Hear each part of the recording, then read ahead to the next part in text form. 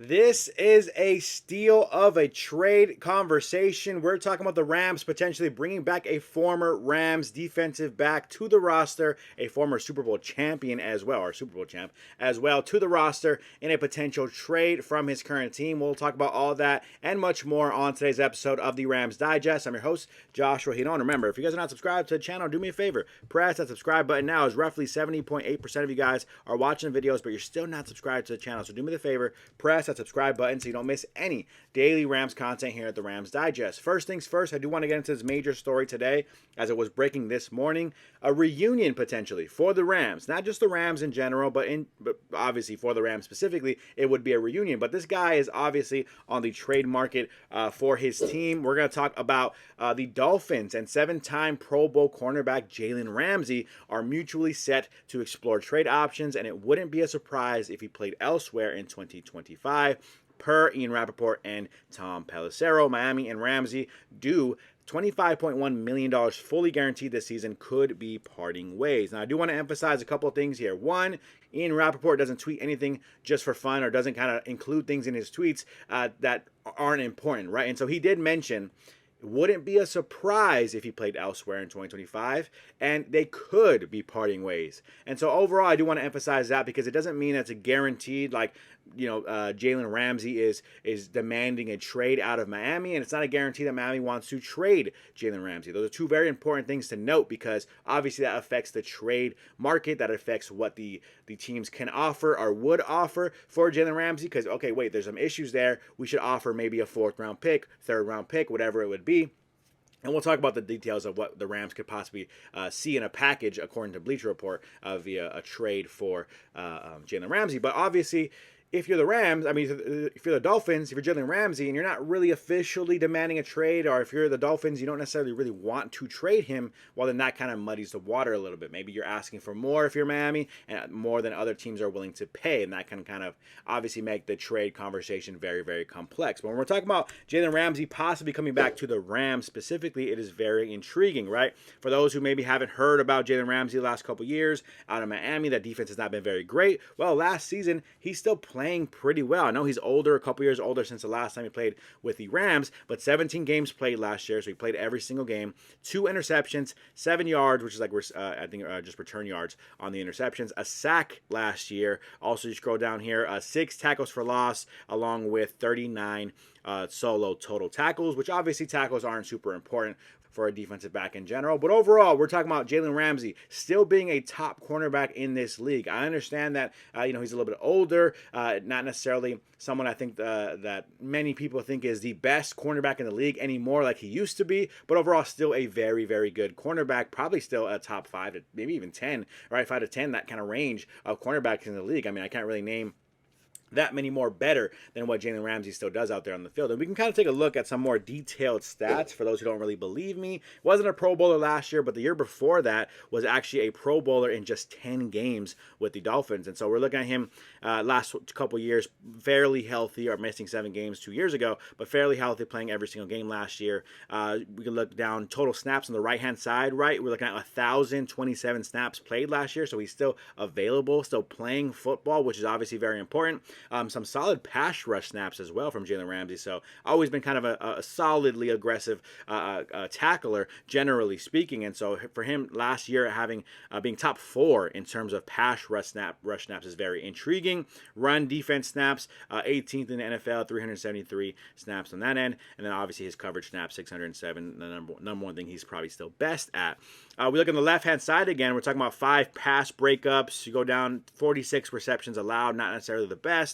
Total pressures, though, putting some pressure on the quarterback. Again, rushing the passer a little bit more at this point in his career, at least his Dolphins career especially.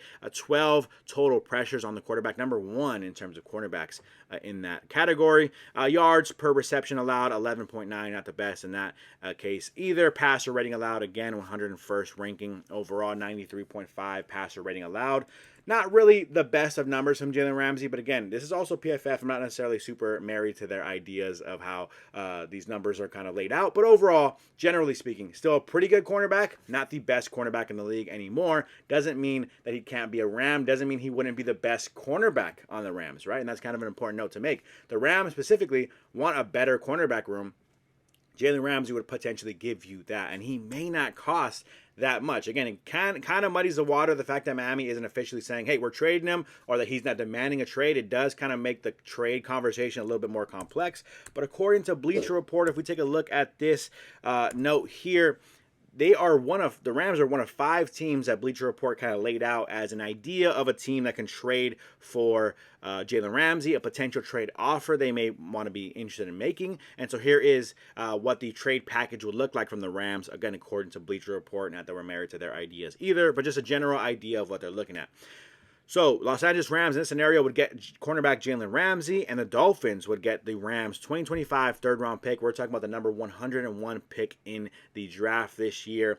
Overall, I mean, we could break down what Bleacher Report is saying here, but overall, that is very intriguing, I think. I mean, if I'm a Rams fan, right, or you guys are out there, you guys tell me how you guys feel. If I'm the GM for the Rams, I would kind of make this deal in a heartbeat. Right now, you do have to consider, Snead does have to heavily consider, obviously as a general manager, the money side of things, right? And you don't necessarily want to pay $25 million fully guaranteed for any really player in general, but an older defensive back that does kind of make things complex. Because if he does get hurt, not that he is, knock on wood that he doesn't, but if he were to get hurt and he's a fully guaranteed contract while you're paying a lot of money on the cap space, and that would be a player that isn't available for you, right? But again, he was relatively healthy, especially last year, played every single game last year. And so 97, I think, percent of snaps on the defensive side of the ball. So Ramsey has been healthy. If you trust his health, if you're the Rams, I would make this trade in a heartbeat. You're not going to find a cornerback at the 101st pick in the draft this year that would be better than what Jalen Ramsey is doing still in the NFL. Kobe Durant, you got Ahkello Witherspoon. You have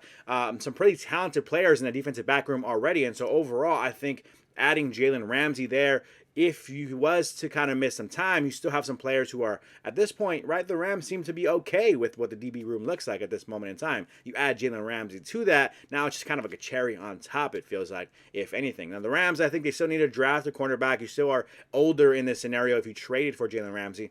But generally speaking, I think this would be a very, very intriguing pick that the Rams could pick up in terms of the trade market. I did want to pull up the Bleacher Report article for a sec. I was going to, but I guess I lost it here. But I was just going to say, other trade options from Bleacher Report, at least. 4th round pick here with a receiver from the Raiders. We have a couple 3rd round picks from other teams. And so if that's kind of the value that they see that Jalen Ramsey is at right now, that's very intriguing. I don't know if that is the value that Miami kind of values him at. And that's kind of the important key there. If Miami's willing to part ways with him for a 3rd round pick, the Rams should do it. Even if it's their 90th pick in the draft, I think the Rams should probably make that call and make it happen. Again, you have to kind of manage the money if you're Snead. But if the money makes sense, I think this would be a very, very great pickup for the Rams this upcoming season. You guys let me know how you guys feel about it. Do you want Jalen Ramsey back? Are you interested in the Rams adding Jalen Ramsey back? Are you really wanting them to push forward for this? You let me know in the comment section down below. So we'll talk about how you guys feel about this move, but potential move. Moving on from that, draft strategy. We're talking about the new general manager for the Jacksonville Jaguars, the former director of scouting for the Rams, kind of saying some interesting things that kind of makes you raise some eyebrows about how the Rams are going about the draft in general.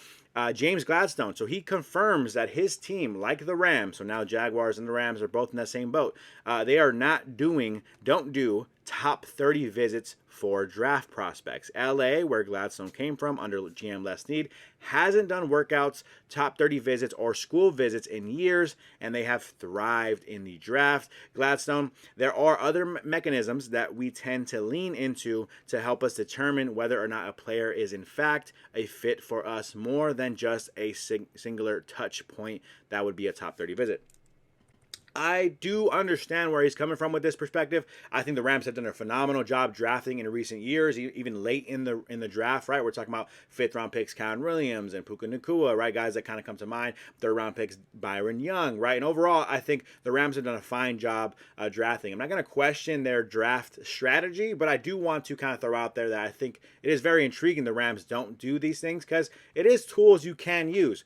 But hey, maybe these things kind of change your perspective, right? Maybe you shake a player's hand, you meet him in for a top 30 visit, and all of a sudden you fall in love with the player, the person that player is, and maybe that kind of overshadows kind of the raw data, the stats, their college careers, and that can kind of muddy the water of a GM. I don't know if that's their perspective. I'm just throwing it out there that maybe that's why if you're Les Snead or if you're anyone else in the Rams organization, maybe you guys don't take advantage of meeting these players or going out to their schools and meeting people that love them because you don't want it to taint your perspective on a certain player. Maybe that's how they view it. I don't know, but very intriguing that the Rams are one of probably a few teams that don't take advantage of this top 30 visit kind of thing or going to visit these players at their schools and things like that. The Rams also really haven't had that many first-round picks in recent memory, right, besides Jared Verse. And so, of course, that could be probably a factor. Maybe the Rams aren't taking advantage of the top 30 visits because they don't have that many guys that are going to be in the first round in recent memory. But still, kind of an interesting kind of note of the Rams, the way they go about the draft, generally speaking. Shout out to James Godstone for bringing this up. Who knows? I'm not really going to question what the Rams do in the draft because they've done a pretty good job, like I said, in recent years. So you're not going to get mad at it. Just an interesting note to kind of notice. Moving on from that, my favorite part of the episode, Trivia of the Day. I ask a trivia question. You guys give your trivia guesses down below. I know this one didn't really live on the channel for that long before I recorded this video, so I apologize if you missed this Trivia of the Day last episode. It's okay. We'll talk about it. We'll give a shout out to the people who did have a chance to play along this morning, and then we'll give you a chance to play along on today's episode of the Trivia of the Day. Last episode, though, Trivia of the Day was this question posed here. What NFL DB lost his endorsement deal for wearing a competing brand's shoes in a Monday Night Football game in 2005? The multiple choice options for last night's Trivia of the Day were A, Brian Dawkins, B, Antoine Winfield, C, D'Angelo Hall, and D, Chris Gamble. We had a couple of people did still get an opportunity to play along this morning. I appreciate you guys. Some very, very familiar faces. So shout out to Floyd for saying Gamble. Shout out to the Real J Will saying sounds like something D'Angelo Hall would do. I appreciate both of you guys for playing along because I posted this video at 1 o'clock in the morning last night, or roughly around that range, and you guys were able to respond within 12 hours or so of the video being posted. So I appreciate you guys for playing along. Again, if you missed last Trivia of the Day, don't worry about it. We'll have a Trivia of the Day after this. But Gamble and D'Angelo Hall were the guesses. The correct answer for this Trivia of the Day was D'Angelo Hall. So the Real J Will is saying it sounds like something D'Angelo Hall would do, where you were correct in that assumption. He did do something like that in 2005. Moving on to today's, shout out to both of you guys for playing along, by the way. I appreciate you guys playing along. Moving on to today's Trivia of the Day. Here is the question for today. Again, if you guys want to get a shout out like those two just did, play along with today's Trivia of the Day in the comment section down below. Which one of the following current or former NFL owners once played in the NFL? So we have a couple, actually, I think 3 of the multiple choice options, unfortunately, are no longer with us, have passed away since this trivia question was posed, I think. But which one of the following current/former NFL owners once played in the NFL? Was it A, Jerry Jones, the owner of the Cowboys? Was it B, Paul Allen, I think was the former owner of the Seattle Seahawks? C, Al Davis, former owner for the Oakland Raiders? And D, Jerry Richardson, the former owner, I believe, for the Panthers. Which one of those current/former owners played in the NFL? You guys give me your guesses down below in the comment section. Whether you're right or whether you're wrong, I'll give you a shout out on the next episode. Run through those multiple choice options for you one more time. Was it A, Jerry Jones, B, Paul Allen, C, Al Davis, or D, Jerry Richardson? Which one of those owners, former owners, played football in the NFL? Let me know your guesses down below. Again, we'll give you a shout out on the next episode, whether you're right or whether you're wrong. That's going to do it for me on today's episode of the Rams Digest. Remember to subscribe to the channel if you're not subscribed already. That's going to do it for me. I'm your host, Joshua Giron, and I am out.